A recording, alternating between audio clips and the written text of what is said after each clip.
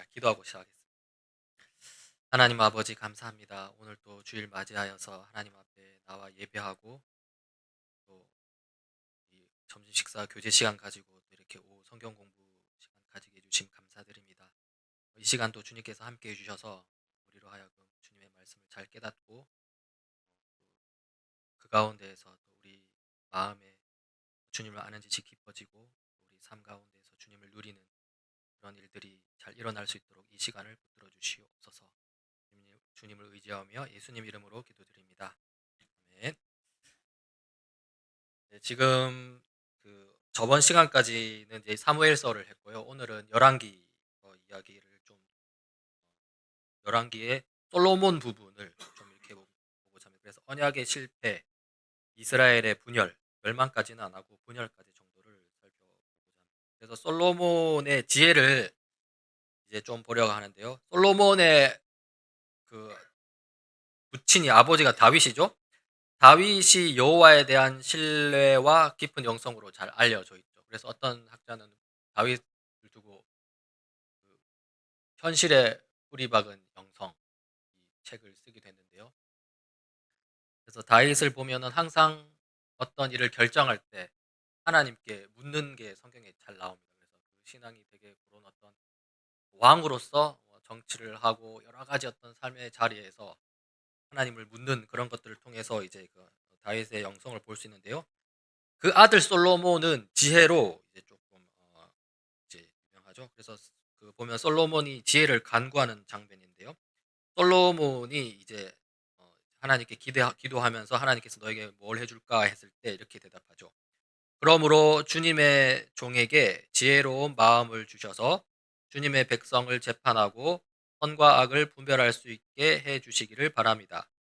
이렇게 많은 주님의 백성을 누가 재판할 수 있겠습니까? 이렇게 나옵니다. 그래서 지혜가 뭐냐 했을 때 지혜라는 것은 선과 악을 분별할 수 있게 해주는 거다라고 이렇게 말할 수 있죠. 선과 악을 분별하는 거 쉽습니까? 어렵습니까? 쉽지 않습니까? 어떻게 보면은.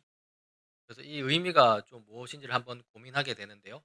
선과 악을 분별하게 될 수 없는 경우가 있는데 어떤 경우가 그러냐면은 자기 욕심에 빠졌을 때라든가 여러 가지 다른 어떤 우상 때문에 선과 악을 분별하지 못하게 되는 것들이 있겠죠. 욕심이라든가 이념이라든가 여러 가지 어떤 자기 중심성 이런 것들이 선과 악을 분별하는데 이제 방해가 될 수 있는 그런 요소들이 있고 지혜란 무엇이냐 했을 때 이런 부분들에 대해서 한번 고민할 수 있습니다.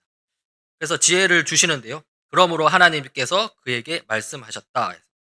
네가 다만 재판하는 데에서 듣고서 무엇이 옳은지 분별하는 능력을 요구하였으므로 내가 너에게 준다라고 말하죠. 그래서 무엇이 옳은지 분별하는 능력이라고 말하고요. 이렇게 말하기도 합니다. 지혜롭고 총명한 마음 이렇게 표현하기도 합니다. 그래서 지혜라는 게 좀 단순히 지식은 아니고요. 좀 어떤 좀 이렇게 좀 약간 통찰력이 있는 그런 것들을 좀 의미하는 것을 볼 수 있죠. 그래서 지식적인 거라면은 그냥 이렇게 뭐 많이 알면은 지혜롭겠지만은 그런 마음의 문제 이런 것들이기 때문에 단순히 뭔가를 많이 안다는 수준은 안 되고요.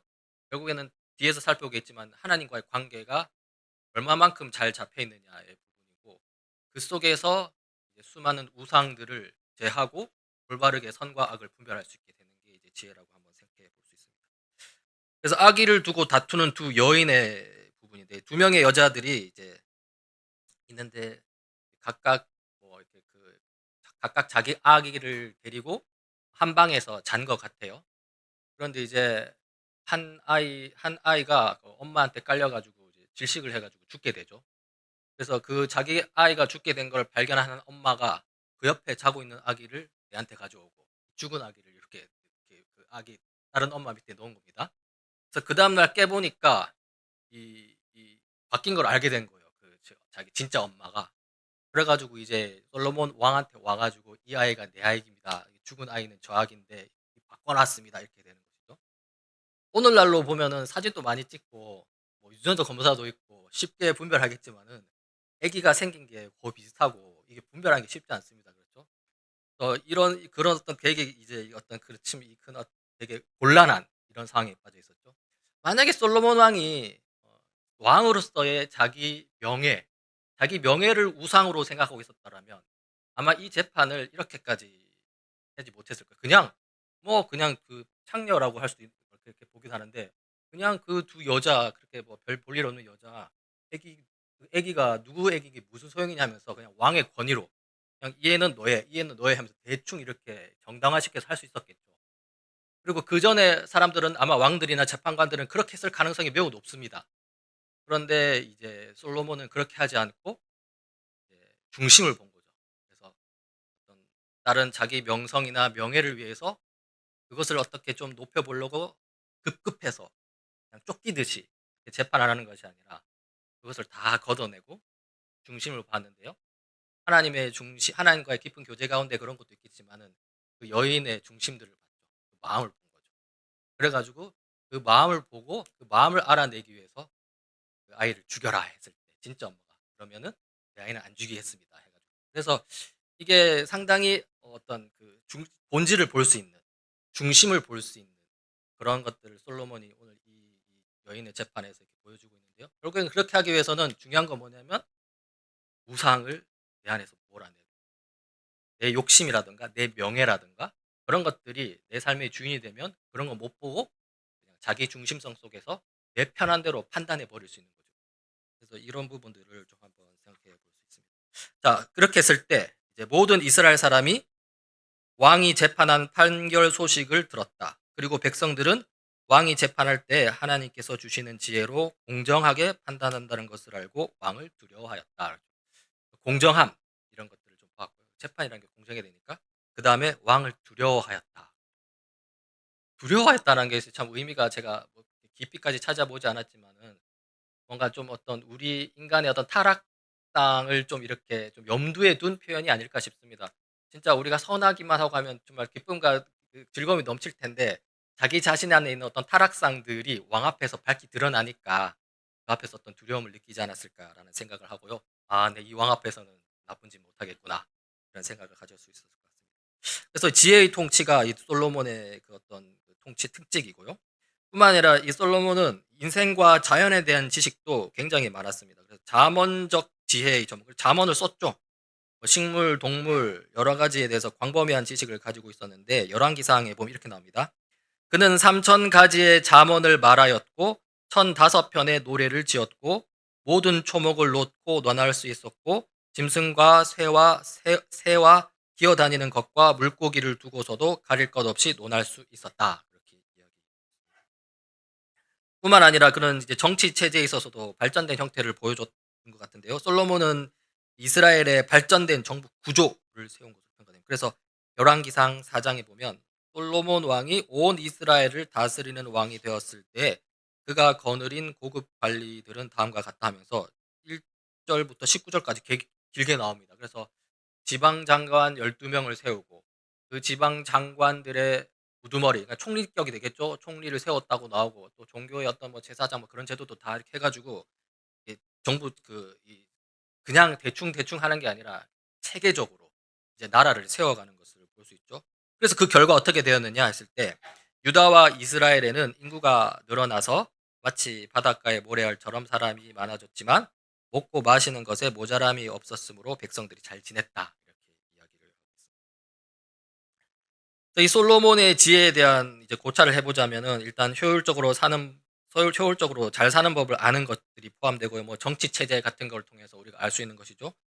그 다음에 비록 타락했지만 선함이 남아있는 세상에서 하나님의 영광을 드러내는 법을 아는 것 이렇게 말하면서 좀 이렇게 나오고요.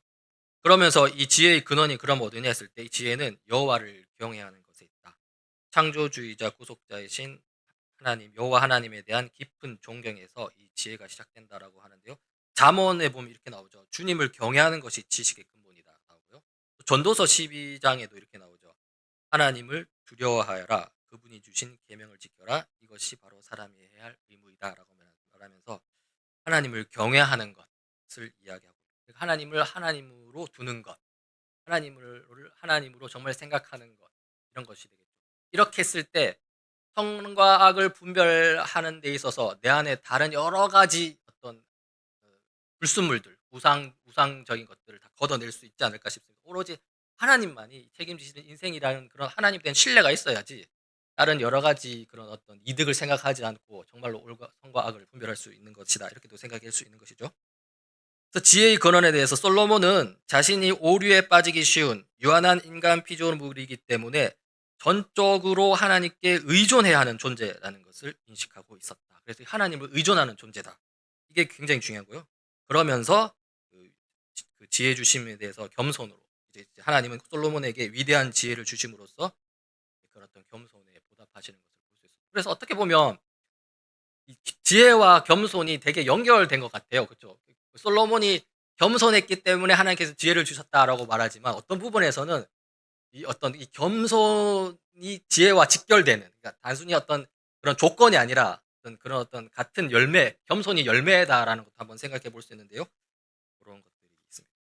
자, 그러면 지혜의 성격이 뭐 이런 어떤 하나님과의 관계 속에서 겸손한 것, 하나님만을 철저히 의존하는 거라고 했을 때, 그러면 이 지혜가 적용되는 범위는 어디냐 했을 때 창조 세계 전체라는 것이 중요합니다. 그래서 여호와를 경외하는 것은 창조 세계 전체로 확장될 탐사 여행의 출발점이다. 이렇게 표현을 했는데요.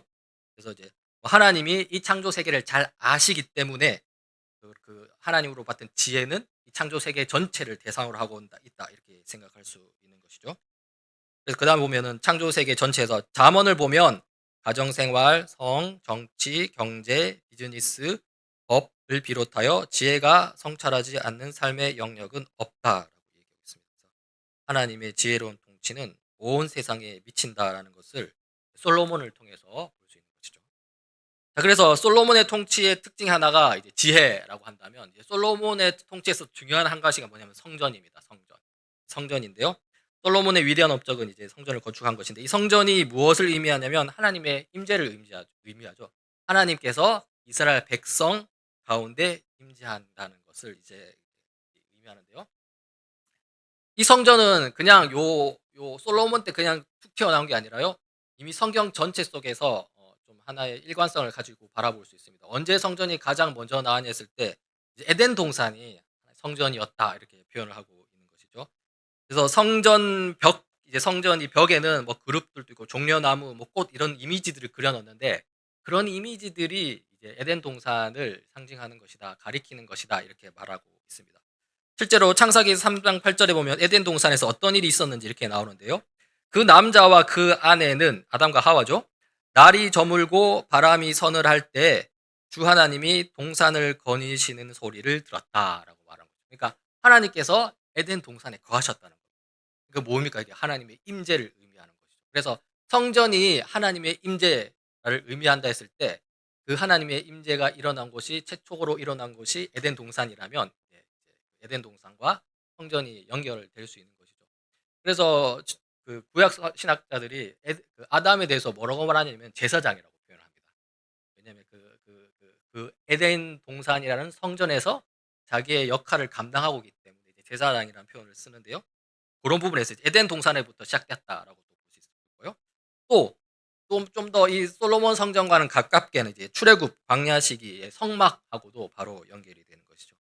그래서 보면 모세가 이제 이집트에서부터 탈출해서 이제 광야 가나안 땅으로 가는 그 광야 걸음 속에서, 광야의 그 일정 속에서 이제 성전은 벽돌로 만들 뭐 일단 건물이라면 성막은 텐트죠. 이제 천 같은 거 이렇게 여러 가지 화려한 만든 텐트인데 이동하기가 편하죠. 성전은 딱 이제 한 곳에 이렇게 딱 이렇게 못을 박아야 되지만, 이제 성막은 이제 광야 생활, 나그네 생활 할 수 있게 그게 적합하게 이렇게 텐트를 쳤다 걷었다고 하는데요. 근데 이 성막과 성전이 외형은 다를지라도 똑같은 본질이 하나 있는데 뭐냐면 그 성막 안에 가장 중심지에 뭐가 있었냐면은 바로 언약궤를 뒀다는 것입니다. 언약궤가 이제 하나님을 상징하는 건데, 그래서 성막과 성전에서 차이가 뭐냐면 성막 안에 있던 언약궤를 성전 안으로 옮겨다 놓은 거예요. 그래서 그런 것이죠.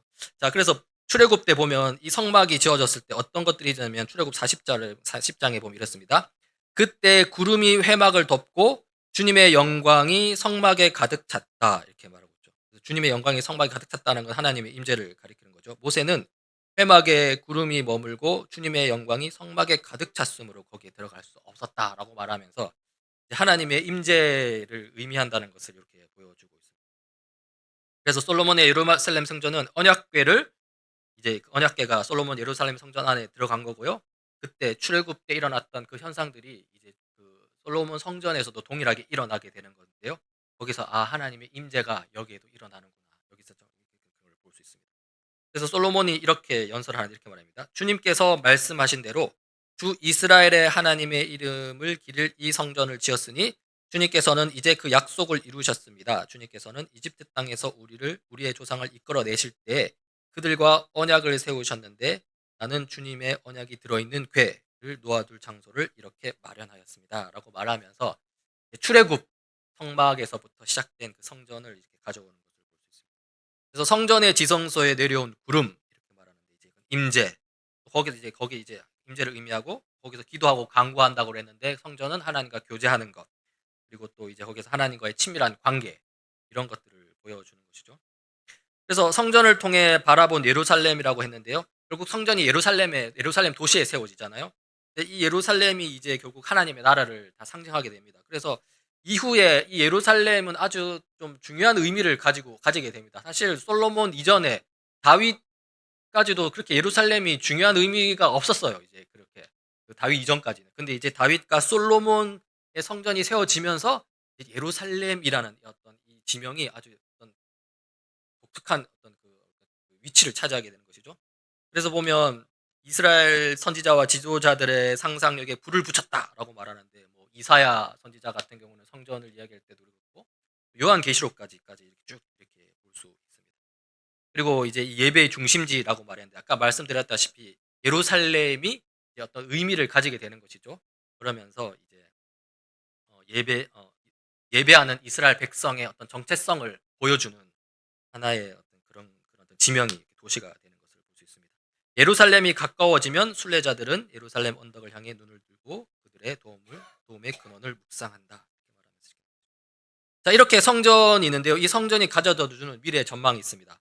이제 이스라엘 앞에는 샬롬과 위대한 축복이 놓여 있다라는 것이죠. 그래서 왕정이라는 것은 사실 왕 제도는 사실 처음에 세워질 때는 사무엘 같은 경우는 반대를 많이 했죠. 왜냐하면 그 왕장이라는 게 이스라엘 백성이 처음에 요구한 왕의 제도는 정말 하나님의 어떤 통치를 바라고 구한 것이 아니라 이방 나라들처럼 그냥 어떤 힘을 얻기 위해서 이렇게 구했기 때문에 이제 어떤 왕정 제도를 이렇게 요구했었는데요.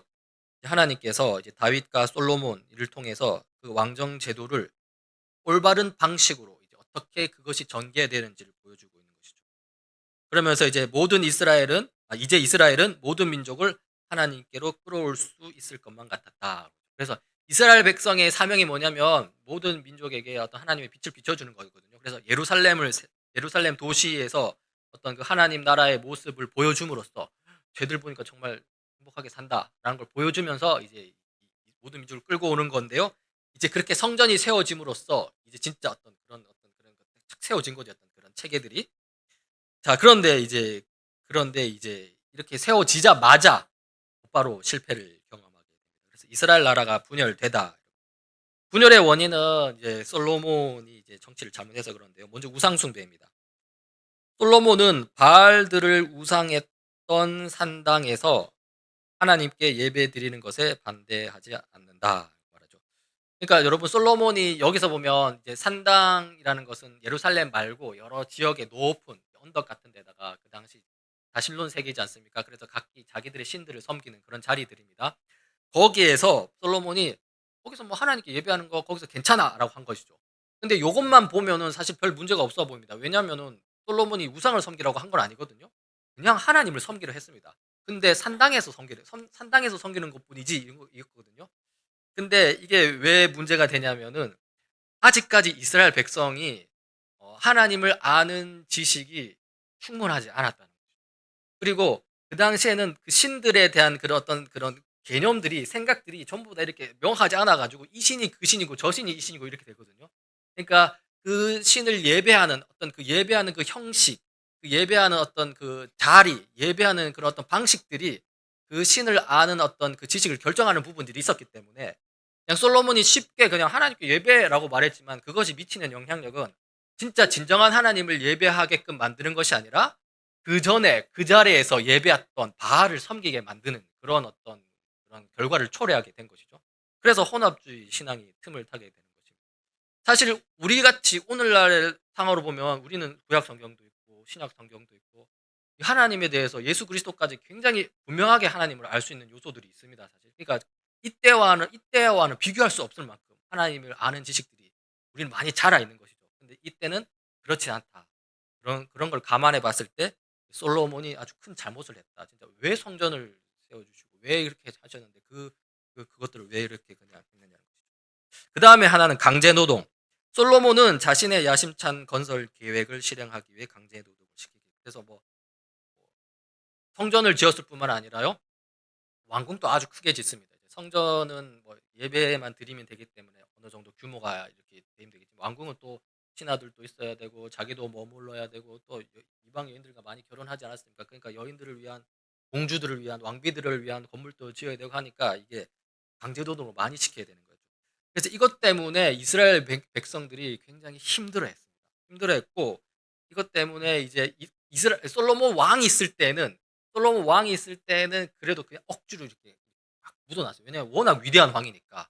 그냥 그리고 강한 왕이니까 뭐 불만을 제기하지 못하고 묻어 있다가 솔로몬 아들 때 그것이 폭발하게 되는 거예요. 그러면서 이스라엘이 분열하게 되는 거죠. 그래서 강제 노동 이게 있고요. 또 하나는 이방 여인과의 정략 결혼이 있습니다. 솔로몬은 수많은 이방 여인들을 아내로 취하죠. 그게 결국 뭐냐면은 이게 그 국제 정치를 잘 하기 위해서 솔로몬이 취한 겁니다. 그래서 주변의 국가들과 턱을 지지 않는 이방 주변의 나라들과 적을 만들지 않는 거죠. 적을 만들지 않는 가장 좋은 방법은 거기 있는 그 왕의 공주들과 결혼을 하는 거겠죠. 그래서 다 데리고 옵니다. 데리고 오는데 그냥 여인들만 오는 게 아니라 우상도 같이 갖고 오는 거죠. 그러면서 우상들이 여기서 유입하게 되고요. 그러면서 이제 우상 숭배가 이스라엘을 오염시키게 되는 것을 볼 수 있습니다. 그래서 이러한 어떤 결국에는 이 이방 우상 숭배죠. 우상 숭배 가장 큰 문제죠. 이것 때문에 하나님께서 솔로몬에게 이스라엘의 분열을 미리 말씀하십니다. 하나님은 솔로몬에게 그의 후계부터 왕국을 분열시켜서 그 후계자는 오직 한 지파만 다스리게 될 것이라고 말씀하신다. 이렇게 말하고 있죠. 이것은 그렇게 될 거야라고 말하는 게 아니라 그렇게 하지 말라는 경고죠. 오늘 손장로님 말씀하셨듯이 그 제자들에게 배신할 거야라는 거는 배신하지 말라는 건 의미처럼 그렇게 분열시킬 거야라는 거는 분열 안 되도록 우상 숭배 그치고 하나님 믿어 이 의미가 되겠죠. 근데 이런 하나님의 경고를 무시하게 됩니다. 그리고 결국에는 하나님의 말씀대로 이제 솔로몬이 죽은 이후에 이스라엘은 북이스라엘과 남유다로 이제 나뉘게 되는 것이죠. 예, 뭐 이제 이제 솔로몬의 아들 르호보암이 남유다고 그다음에 여로보암이 북이스라엘인데요. 그 내용들을 살짝 말하자면은 솔로몬 다음에 르호보암 왕이 그다음 전체 이스라엘의 왕이 되었을 때 이스라엘 백성들이 아까 말했듯이 강제 노동 때문에 굉장히 힘들었지 않습니까? 그래서 르호보암 왕한테 찾아가서 당신의 아버지는 우리를 이렇게 강제 노동시켜서 우리 힘들었는데 좀 그 힘든 거를 좀 감해 주세요라고 이렇게 요청을 한 겁니다.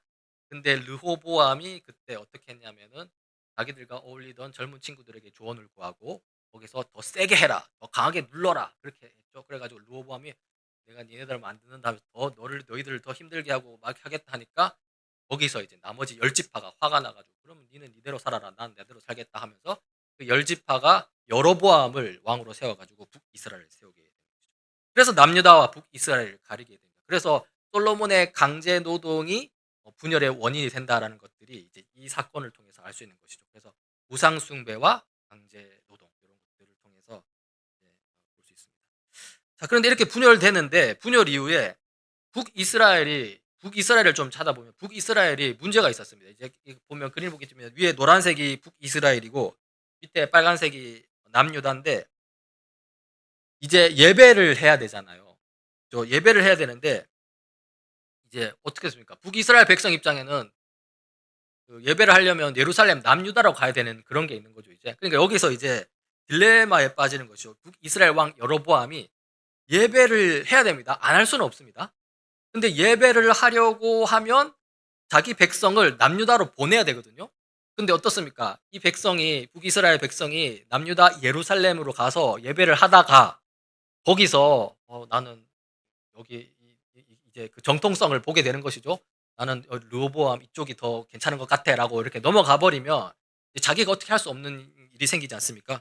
그래서 이제 이것이 걱정이 되어서 여로보암이 무슨 일을 하냐면 이 북이스라엘 아래 위로 별표에 보면 맨 위에는 단 있죠. 단이라는 그다음에 북이스라엘 맨 아래 경계 베델 이 지역에 금송아지 두 개를 세웁니다. 그러니까 일종의 그런 어떤 하나의 그런 어떤 재단을 세우는 것이죠. 그러면서 거기서 이제 하나님을 예배하라. 이것이 바로 하나님을 상징하니까 여기서 하나님을 예배하라 이렇게 되는 것이죠. 결국 이거는 우리가 앞서 살펴보았듯이 이스라엘 백성이 이집트로부터 탈출해서 광야에서 이제 광야 생활을 할 때 그러니까 모세가 시내산에 하나님의 율법을 받으러 언약을 맺으러 올라갔을 때 그 밑에서 금송아지 만들어 가지고 막 하는 거 있지 않습니까? 그거를 다시 재현하게 된 거고요. 그리고 또 이게 혼합주의에 빠지는 또 그런 역할들을 하게 되는 것이죠. 그래서 이제 분열 이후 이스라엘에서 불길한 시작, 그래서 이어지는 역사는 반역으로 점철된다. 하나님은 선지자 아하이야를 통하여 하나님이 여로보암을 버리셨다고 선포하고요.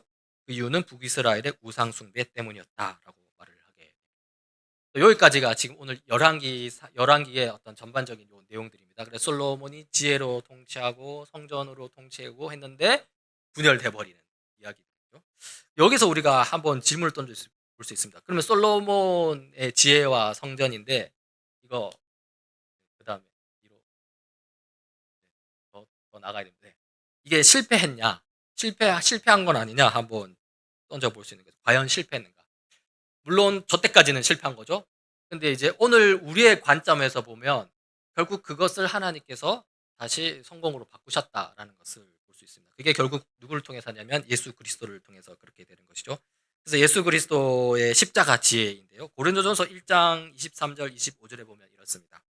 우리는 십자가에 달리신 그리스도를 전합니다. 그리스도가 십자가에 달리셨다는 것은 유대 사람에게는 거리낌이고 이방 사람에게는 어리석은 일입니다. 그러나 부르심을 받은 사람에게는 유대 사람에게나 그리스 사람에게나 이 그리스도는 하나님의 능력이요 하나님의 지혜입니다. 하나님의 어리석음이 사람의 지혜보다 더 지혜롭고 하나님의 약함이 사람의 강함보다 더 강합니다. 이렇게. 그래서 이 우리가 솔로몬의 지혜를 이야기했는데 이제 그리스도의 어떤 하나님의 십자가의 지혜를 이야기하면서 이제 그것이 이제 어떻게 이제 다시 회복되는 것을 볼 수 있습니다. 그래서 보면 이 골로새서 1장 19절 20절에 그걸 보면 이렇게 나오는데요. 하나님께서는 그리스도 안에 모든 충만함을 머무르게 하시기를 기뻐하시고 보십시오. 그리스도의 십자가의 피로 평화를 이루셔서 그리스도로 말미암아 만물을 곧 땅에 있는 것들이나 하늘에 있는 것들이나 다 자기와 기꺼이 화해시키셨습니다. 라고 말하고. 그래서 결국에는 하나님께서 그리스도를 통해서 만물을 하나님과 화해를 시켰다는 것은 만물을 회복시킨다는 의미가 되겠죠. 근데 그 회복시키는 그 중심에는 뭐가 있냐면 그리스도의 십자가의 피가 있다는 거예요. 그래서 십자가의 지혜가 만물의 회복까지 나가는 것을 볼 수 있습니다. 우리가 아까 솔로몬의 지혜를 생각해 보면 솔로몬의 지혜가 범위가 어디였습니까? 온 창조 세계를 다 아울렀잖아요. 그러니까 그 당시에 잠언이라든가 그 솔로몬이 여러 가지 모든 동식물에 대한 많은 지식들을 가지고 있지 않았습니까? 그런 것들이 창조 세계 전체에 대한 어떤 지혜를 의미하는데 그게 십자가 안에서 완전히 회복되는 것을 볼 수 있는 것입니다. 그런 부분에서 솔로몬이 어떤 부분에서 예수님을 미리 보여준다라고 표현을 할 수도 있는 것이죠. 자, 이렇게 우리가 예수님의 지혜, 예수님의 지혜, 솔로몬의 지혜를 회복시키는 예수 그리스도의 십자가의 지혜를 봤다면요. 그 다음에 성전은 이제 예수님의 초림 때 사건을 보게 되면 요한복음에 이런 말씀이 있습니다. 예수께서 그들에게 말씀하셨다. 이 성전을 허물어라. 그러면 내가 사흘 만에 다시 세우겠다. 그러자 유대 사람들이 말하였다. 이 성전을 짓는데 46해나 걸렸는데 이것을 사흘 만에 세우겠다고요? 그러자 예수께서 성전이라고 하신 것은 자기 몸을 두고 하신 말씀이었다라고 말하고. 그래서 그 당시 이제 헤롯 성전이죠. 46년에 걸려서 세워놨는데 예수님께서 허물어라. 그래서 사흘 만에 세우겠다라고 말한 거죠. 그럼 여러분 사흘 만에 다시 세우겠다라는 것은 뭐를 의미하겠습니까? 예수님께서 십자가에서 죽으시고 3일 만에 이제 부활하시는 것들을 이야기하면서 성전이 다시 그러니까 결국은 뭐냐면 부활한 예수 그리스도가 성전이다라는 것을 이제 이렇게 말씀을 하시는 것이죠. 그래서 이걸 통해서 우리가 예수 그리스도를 통해서 솔로몬의 성전이 다시 이제 등장하게 되는 것을 볼 수 있는 것입니다. 좀 말씀을 더 볼까요? 자, 고린도서 3장 16절에 이렇게 나옵니다. 여러분은 하나님의 성전이며 하나님의 성령이 여러분 안에 거하신다는 것을 알지 못합니까? 그래서 여러분, 꼭 이렇게 1대1로 막 대응을 시킬 그런 건 아닙니다. 그러니까 예수님의 초림을 통해서 십자가 죽으심과 부활하심을 통해서 이제 성전이 세워졌다면, 완전한 성전, 이제 그 성전이 세워졌다면, 이제는 그 성전에 누가 들어가게 됩니까? 우리가 들어가게 됩니다. 그래서 우리 성도들의 모임, 이 교회가 성전이 되는 것입니다. 그래서 우리가 이 성전으로서, 교회로서 주님께서 주신 사명을 이제 감당하고 있는 것이죠. 이스라엘 백성의 사명이 뭐였죠? 아까 말했듯이 모든 민족으로 하여금 하나님의 빛을 비춰가지고 모든 민족으로 하여금 하나님을 보게 하는 것인데, 우리 교회의 사명도 우리 교회만 이렇게 즐거운 게 아니라 온 세상을 향해 가지고 예수 그리스도의 복음을 전하고 하나님의 통치를 보여주는 것이 되는 것이죠. 그래서 이제 이게 성전으로서 우리가 예수 그리스도를 통해서 회복되는 것을 볼 수 있다면요. 또 이것은 재림 때에도 이렇게 볼 수 있습니다. 요한계시록 21장에 보면 나는 새하늘과 새 땅을 보았습니다. 이전의 하늘과 이전의 땅이 사라지고 바다도 없어졌습니다. 나는 또 거룩한 도성 새 예루살렘이 나오죠. 그래서 거룩한 도성 새 예루살렘이라는, 예루살렘은 성전을 가리키는 겁니다. 성전이 확대된 어떤 성전이 가리키는 겁니다. 그래서 남편을 위하여 단장한 신부와 같이 차리고 하나님께로부터 하늘에서 내려오는 것을 보았습니다. 라고 말하면서 이제 성전이 이 땅에 내려오는 것을 볼 수 있는 거죠. 그래서 우리가 그러잖아요. 우리가 지금 우리 성전으로서 우리 교회, 우리 성전으로서의 우리 모습을 보면 되게 그 이름은 참 되게 정말 굉장한 건데, 영광스러운 건데, 실제 우리 삶의 모습을 보면 참 연약하기 그지없지 않습니까? 참 많이 어떤 타락의 모습도 나오고 이렇게 그런 건데, 그런 것들이 계속 지속되는 것이 아니라 예수님께서 다시 오실 때 완전히 이제 변화될 것이라는 것을 이렇게 보여주고 있는 것이죠. 그래서 보십시오. 다시 보면 계시록 22장 1절 2절, 천사는 또 수종과 같이 빛나는 생명수의 강을 내게 보여주었습니다. 그 강은 하나님의 보좌와 어린 양의 보좌로부터 흘러나와서라고 했죠. 자, 그래서 이게 지금 이게 그 성전, 완성된 예루살렘 도성 성전 다 그거를 보여주는 건데요. 거기서 강이 나오는데 그 강이 어디서부터 나온다고 그럽니까? 어린 양의 보좌로부터 나온다는 것이죠. 어린 양은 누구를 가리키겠습니까? 바로 십자가에서 우리 대신 죽음 당하신 예수 그리스도, 어린 양 희생제물을 가리키는 것이겠죠. 그래서 예수 그리스도로부터 흘러나오는 하나의 그런 것을 보여주고요. 그러면서 더 읽어보면요, 도시의 넓은 거리 한 가운데를 흘렀습니다. 그 강이, 강 양쪽에는 12종류의 열매를 맺는 생명나무가 있어서 달마다 열매를 내고 그 나뭇잎은 민족들을 치료하는 데 쓰입니다. 라고 말합니다. 그래서 보면 이제 그 강에서 그 옆에 막 이제 생명나무가 있고 그 열매가 있는데, 열매도 있고 나뭇잎도 있는데, 여기 볼 것은 민족들을 치료하는 데 쓰인다는 거죠. 그러니까 그게 뭡니까?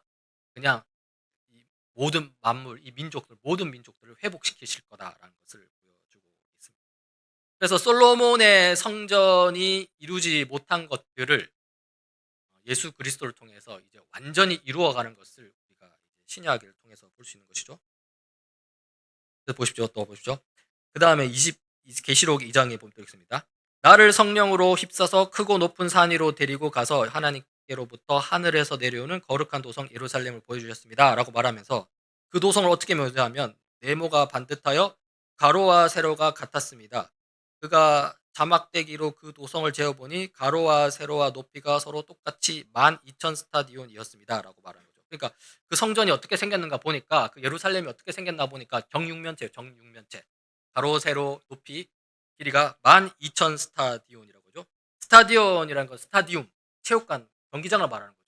경기장 길이가 보통 그 당시에는 한 200m 정도를 생각하면 12,000이라고 하면 2,400km. 크기가 조그마한 게 아니라 엄청 큰 거예요. 2,400km, 높이 2,400km, 깊이로 2,400km, 엄청 큰 거죠. 이게 뭘 상징하겠습니까? 이 성전이라는 게 그냥 어떤 하나의 건물이 아니라 온 창조 세계, 이게 다 성전이 된다 의미를 하는 거겠죠. 그리고 이제 또 봅시다. 그러면서 이제 거기서 이제 일어나는 일들, 계시록 22장 3절 5절에 보면 다시 저주를 받을 일이라고는 아무것도 그 도성에 없을 것입니다. 하나님과 어린 양의 보좌가 도성 안에 있고 그의 종들이 그를 예배하며 하나님의 얼굴을 뵐 것입니다. 다시는 밤이 없고 등불이나 햇빛이 필요 없습니다. 그것은 주 하나님께서 그들을 비추시기 때문입니다. 그들은 영원 무궁하도록 다스릴 것입니다. 라고 하죠. 근데 여기서 보면 마지막에 그들은 영원 무궁하도록 다스릴 것입니다. 나오고 있죠. 그들이 누구냐 했을 때 그의 종들이겠죠. 그러니까 결국 누구냐면 우리를 가리킵니다.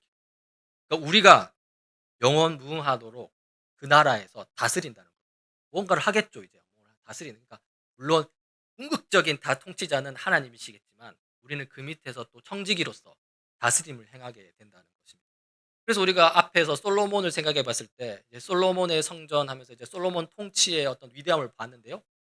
이제 결국에는 이제 그것이 거기에서 그치는 것이 아니라 예수 그리스도를 통해서 예수님 다시 오셨을 때 이제 우리가 한 명의 솔로몬이 되어서 각자의 솔로몬이 되어서 완전한 통치를 이루어가게 된다는 것을 보여주게 되는 것이죠.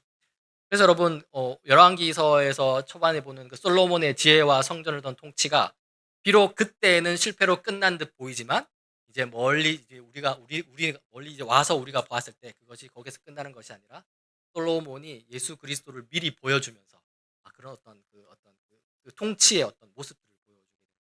그래서 여러분 우리가 하나님 나라 이야기할 때 하나님의 통치 이렇게 이야기할 때 단순히 개인 구원이라던가 또 내 어떤 개인적인 내적인 평안함에만 그치는 것이 아닙니다.